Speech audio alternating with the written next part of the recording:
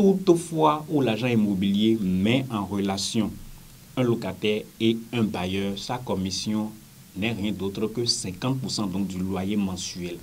50%. 50% du loyer mensuel. Je réitère, 50% du loyer mensuel. Actuellement, tous les démarcheurs prennent toujours un loyer au complet. Au complet. Ça, c'est une méconnaissance de la loi.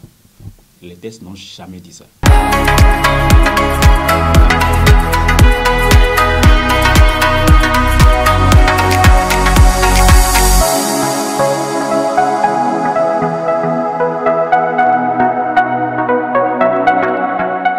Mesdames et messieurs, bonjour et merci de prendre le rendez-vous de votre émission Parlons peu, parlons bien.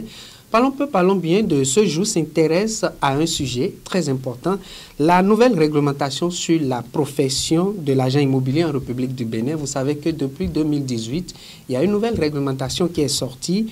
Et pour en parler sur ce plateau, nous sommes avec notre consultant en droit immobilier et patrimoine, M. Geoffroy Toléphon. Bonjour. Bonjour, monsieur le journaliste. Alors, il y a une nouvelle réglementation depuis 2018. Est-ce que les agents immobiliers qui sont sur le terrain en savent quelque chose? Je voudrais dire que la profession d'agent immobilier, ou plutôt le secteur immobilier, est restée pendant longtemps et parent pauvre de la législation. Il n'y avait pas de droit, il n'y avait aucune réglementation, c'est ça? Les tests en vigueur en son temps, j'allais dire que c'est désuet. Ça voudra dire que l'on ne faisait pas trop application. Et le secteur immobilier n'était pas en fait régi par une législation stricte. Ok. C'est pour cette raison que le législateur de 2018 est intervenu pour légiférer donc les relations en matière immobilière entre le bailleur, le locataire, la fixation des prix et donc les intermédiaires qui exercent donc les professions en matière immobilière, c'est-à-dire donc les agents immobiliers, ceux-là qu'on appelait communément et les démarcheurs. Les démarcheurs. Donc voilà. Donc la législation, comme je disais tout tantôt, la législation de 2018, la loi numéro 2018-012 du 2 juillet 2018 portant régime juridique du bail à usage domestique en République du Bénin a été votée et une nouvelle loi est intervenue donc en 2021 pour modifier, compléter donc les dispositions de la loi de 2018. Okay. Il s'agit donc de la loi de 2021-02 du 7 janvier 2021, modifiant et complétant donc les dispositions de la loi de 2018. Et je voudrais également aussi dire que le législateur de 2021 est venu tout simplement apporter quelques éléments de clarification par rapport à la loi de 2018, notamment donc le rachat, donc l'option donc de rachat en matière donc de location pour les locataires, et également aussi le délai transitoire pour permettre également aussi à ceux-là qui sont agents immobiliers de se mettre en vigueur par rapport à la législation de 2018, ce qui n'était pas dans la loi de 2018. Ok. Voilà. Alors, qu'appelle-t-on agent immobilier, ce concept-là? Qu'est-ce qu'on peut comprendre par là?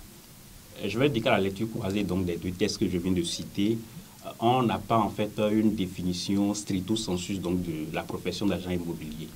Mais on retient tout simplement qu'on appelle agent immobilier toute personne physique ou morale qui exerce donc des activités, des opérations immobilières et sous la base d'un mandat négocié d'un commun accord entre les parties moyennant une commission.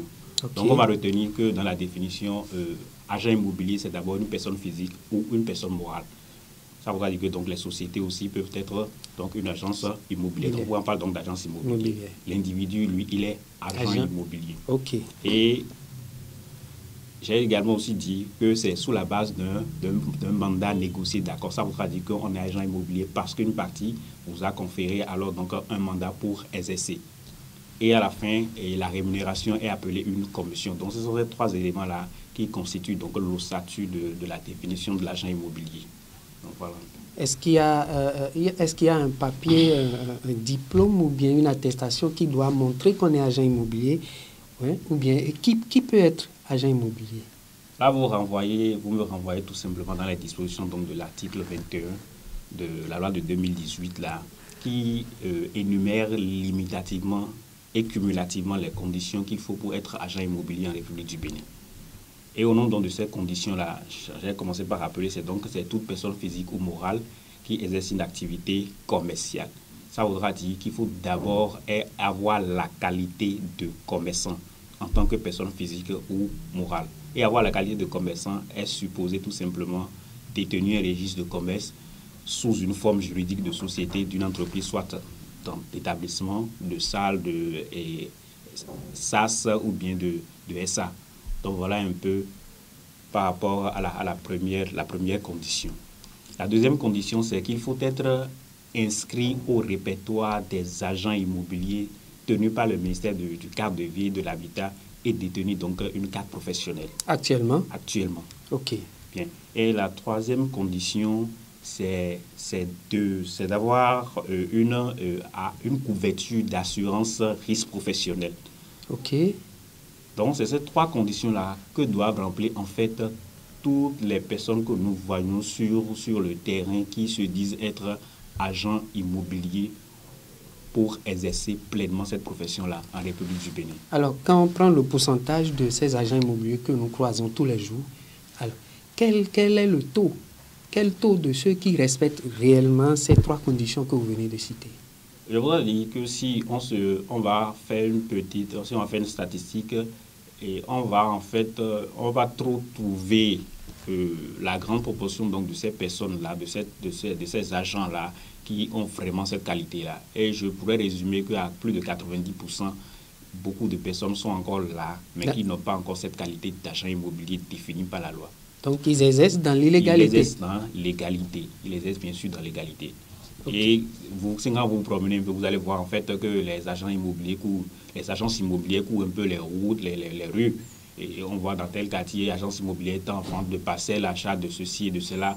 Et bien en fait, quand vous rentrez, ce n'est pas en fait vraiment un agent immobilier, c'est quelqu'un un peu désœuvré, ou plutôt sous l'emprise donc de la pauvreté, j'allais dire. S'improvise, voilà, donc okay. S'improvise agent immobilier. S'improvise agent immobilier. Voilà un peu. Alors, quelle est la rémunération ou la commission un agent immobilier peut gagner? J'ai dit tout à l'heure que la loi de 2018 a tout prévu. Et c'est parce que, pour le moment, la loi n'est pas encore respectée. Sinon, la rémunération de l'agent immobilier est définie bel et bien dans les articles 29 de la loi de 2018. Et lorsque vous rentrez dans la loi dans ces articles-là, il est bien dit que l'agent immobilier est rémunéré sur la base d'une commission négociée de commun accord entre les parties. Ça, c'est donc l'article 29. Mais l'alinéa premier est venu apporter une petite nuance. Et la nuance, là, c'est que toutefois où l'agent immobilier met en relation un locataire et un bailleur, sa commission n'est rien d'autre que 50% donc du loyer mensuel. 50% du loyer mensuel. Je réitère, 50% du loyer mensuel. Actuellement, tous les démarcheurs prennent toujours un loyer au complet. Au complet. Ça, c'est une méconnaissance de la loi. Les textes n'ont jamais dit ça. Vous pouvez bien leur répéter ça? Je répète bel et bien que l'article 29 de la loi de 2018, alinéa 1er, a précisé que lorsque l'agent immobilier met en relation le locataire ou le bailleur pour la conclusion d'un contrat de bail, il a juste 50% donc, du loyer mensuel. Ce qu'on voit là, c'est du pipeau, ça n'existe nulle part. Ça n'existe nulle part.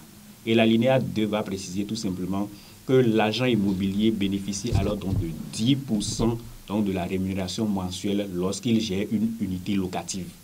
OK. Donc voilà les deux catégories de rémunération qui sont prévues par les textes. Alors ça veut dire que la population n'est pas informée, ne connaît pas, ceux qui sont à la recherche de local ou d'habitation ne connaissent pas en réalité le contenu de cette loi. Bien sûr, en fait, on est victime de part et d'autre de la méconnaissance des textes. Parce que quand l'individu est en train de chercher les yeux rouges, un local qu'il n'a pas trouvé et qui se trouve donc en face immobilier qui lui a trouvé ce qu'il veut, il est obligé tout simplement donc de satisfaire à ses conditions. Donc c'est tout. OK. Et quelles sont les sanctions prévues par la loi si un agent immobilier ne respecte pas tout ce que nous venons de citer? Bon, qu'est-ce que la loi, cette nouvelle réglementation propose? D'accord. Je vais dire d'abord qu'avant de parler des sanctions, La loi de 2021 est intervenue, ce que j'ai cité tout à l'heure, Oui. la dernière loi est venue tout simplement pour apporter un délai, je pourrais même dire un délai de grâce à tous ces gens-là qui exercent donc dans l'illégalité là, pour qu'ils viennent se conformer. Et le délai là, c'est 1 an à partir donc de la promulgation de la loi de 2021-02 du 7 janvier 2021, modifiant et complétant les dispositions de 2018. Ça voudra dire que le délai a commencé par déjà courir à partir donc du 7 janvier 2021.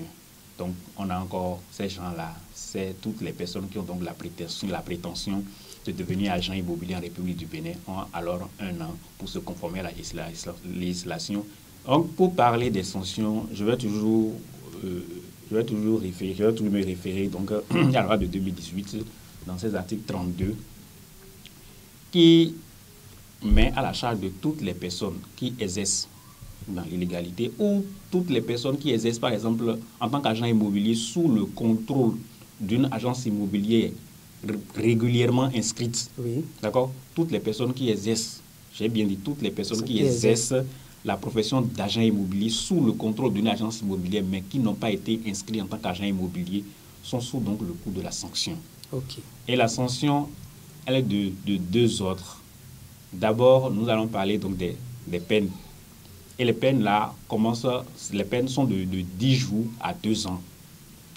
Et les amendes, en fait, ça commence donc de 50 000 à 1 million pour les personnes qui exercent. Et en cas de récidiviste, la loi est venue pour dire que l'amende est portée de 500 000 alors à 2 millions de francs CFA. Ok. Donc voilà donc les sanctions qui sont incorporées donc dans la loi de 2018. Merci, notre consultant en droit immobilier et patrimoine. Je pense que les amis internautes de ISN 24 ont bien écouté ce que vous venez de dire. Ça a été bien précisé que pour exercer désormais le métier d'agent immobilier, il faut se faire enregistrer. D'accord. Et avoir la carte professionnelle qui vous l'exige. Donc il n'y a plus de démarcheurs dans les rues, les démarcheurs qui se baladent sans qu'on ne sache réellement ce qu'ils font. Merci. Sous votre contrôle, je voulais apporter une précision encore. Oui. C'est pour dire que la législation de 2021 a apporté une autre modification. Et cette modification, c'est pour faire en sorte que toutes ces personnes-là qui sont en train d'exercer puissent peut-être s'associer. Il y a donc l'option d'association que la loi d'agent immobilier que la loi de 2021 a apporté. Alors pour simplifier en fait les procédures en matière de formalisation pour la profession. Pour que les gens ne se disent pas que les conditions sont tellement si lourdes pour une seule personne pour ne pas le faire. Donc, ils peuvent s'associer. Tous ces démarcheurs ambulants-là peuvent s'associer pour créer alors donc une agence immobilière et exercer pleinement et légalement leur activité. Merci, M. Geoffroy Toléfond. Merci, chers internautes, de nous avoir suivis. Parlons peu, parlons bien de ce jour vient de se terminer. Vous avez bien compris le sujet. C'est un sujet pertinent pour nous. À demain pour une autre édition, pour une autre émission. Parlons peu, parlons bien sur des thèmes assez aussi pointus.